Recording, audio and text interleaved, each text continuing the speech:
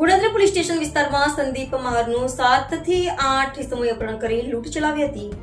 Godadara police સ્ટેશનના વિસ્તારમાં સંદીપ મહારનું 7 થી 8 ઇસમોએ અપહરણ કરી લૂંટ ચલાવી હતી. આ બાબતે સંદીપના મિત્રે ફરિયાદ ગોડાદરા પોલીસ સ્ટેશનમાં આપી હતી. આ મામલે પોલીસે તાત્કાલિક તપાસ હાથ ધરી હતી. પોલીસે અપહરણ વિથ લૂંટની ઘટનામાં 2 આરોપીની ધરપકડ કરી. રવિરાજ ચાવડા અને અશોક સેનની ધરપકડ કરવામાં આવી.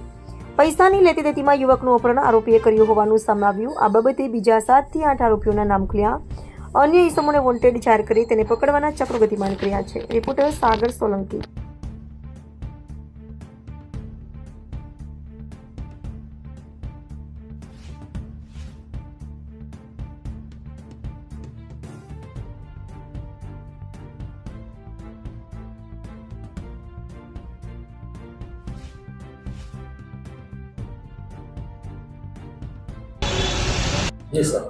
ગોડાદરા પોલીસ સ્ટેશન વિસ્તારમાં સંદીપ માહોર કરીને એક 21 વર્ષનો યુવક છે.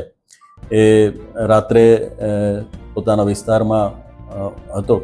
એ દરમિયાન 7 થી 8 ઈસમો આવી અને એનું અપહરણ કરી અને લઈ ગયેલ છે.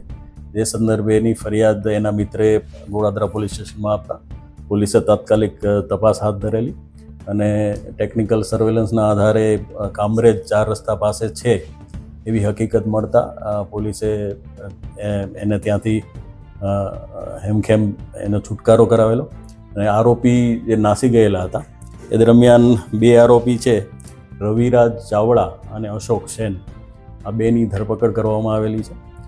તપાસ દરમિયાન જાણવા મળેલું છે કે આ લોકોને પૈસાની લેતી દેતીનો મામલો હતો. એને પૈસા જે છે ભોગ ભંડાર એની પાસેથી કઢાવવા માટે થઈ અને એ લોકોએ એનું અપહરણ કરેલું. આ સંદર્ભે બીજા 7 થી 8 આરોપીઓના નામ ખુલવા પામેલ છે. તપાસ દરમિયાન એની ધરપકડ માટેની કાર્યવાહી પોલીસ હાથ ધરેલ છે અને જે આરોપીઓ છે એના વધુ રિમાન્ડ લેવા માટેની કોર્ટમાં પ્રોસેસ ચાલી રહી છે. કુલ 8 થી 10 આરોપીઓ હોવાનું હાલ જણાવ્યું છે. ડન.